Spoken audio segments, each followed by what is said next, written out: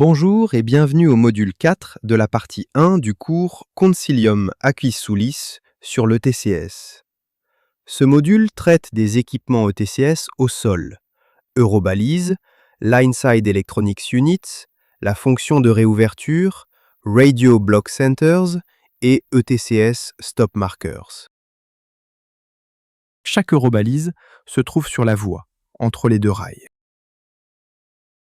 Les eurobalises sont alimentées par des rayonnements micro-ondes transmis par les antennes de balises des trains équipés de TCS. Lorsqu'elle est alimentée, une eurobalise transmet un télégramme de données au train qui est détecté par les antennes de balises. Chaque télégramme contient un identifiant unique et des paquets de données facultatifs. Chaque paquet s'applique soit dans une direction, soit dans les deux directions.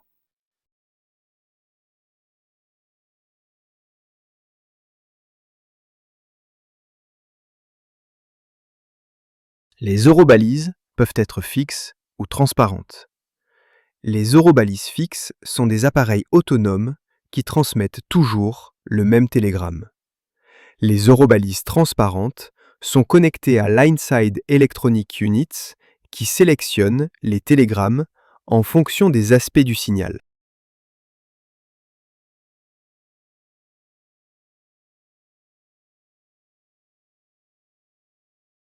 Un LEU peut sélectionner les télégrammes eurobalises en fonction des entrées des capteurs de tension courant sur les circuits d'alimentation du signal.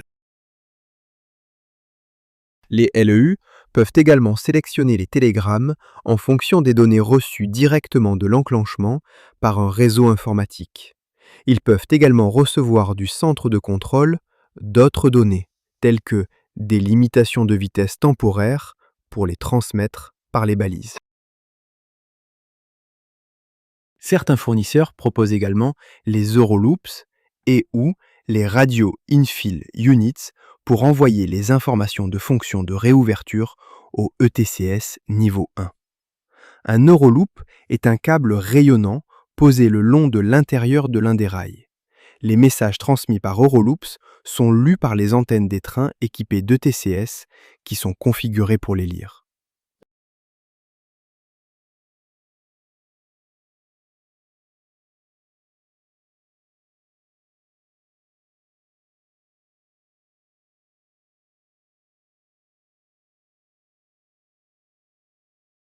Radio Infill Units, RU, transmettent les messages par radio aux trains équipés d'ETCS avec une connexion radio. Bien que le radio soit rarement utilisé au ETCS niveau 1, il est le principal moyen de transmission des données de signalisation au ETCS niveau 2.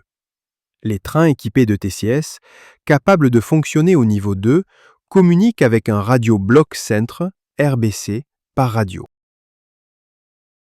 Les RBC peuvent être situés partout où il y a une connexion au réseau radio du chemin de fer. Les RBC reçoivent les données de signalisation directement de l'enclenchement par un réseau informatique. Les RBC peuvent fournir des informations à l'enclenchement, par exemple pour libérer le verrouillage d'approche ou pour permettre l'application de contrôles moins restrictifs aux trains supervisés par ETCS. Les RBC interagissent souvent aussi avec les centres de contrôle par un réseau informatique, par exemple pour permettre l'application de restrictions de vitesse temporaires ou fournir à la signalisation des informations précises sur la position et l'état du train basées sur les rapports de position ETCS. ETCS Stop Markers sont des panneaux standards qui peuvent indiquer les limites entre les sections des blocs de signalisation en l'absence de signaux. Comme les signaux, ils correspondent à des états logiques dans l'enclenchement qui contrôlent l'entrée dans les sections des blocs. Contrairement aux signaux, ils ne transmettent aucune autorisation de circulation.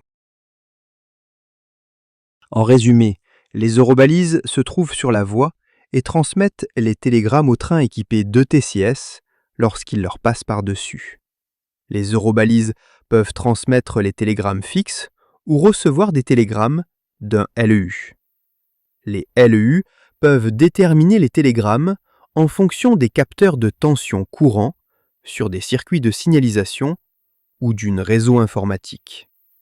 Les informations de fonction de réouverture ETCS niveau 1 peuvent être fournies par les eurobalises, les câbles rayonnants qui s'appellent Euroloops ou par Radio Infill Units.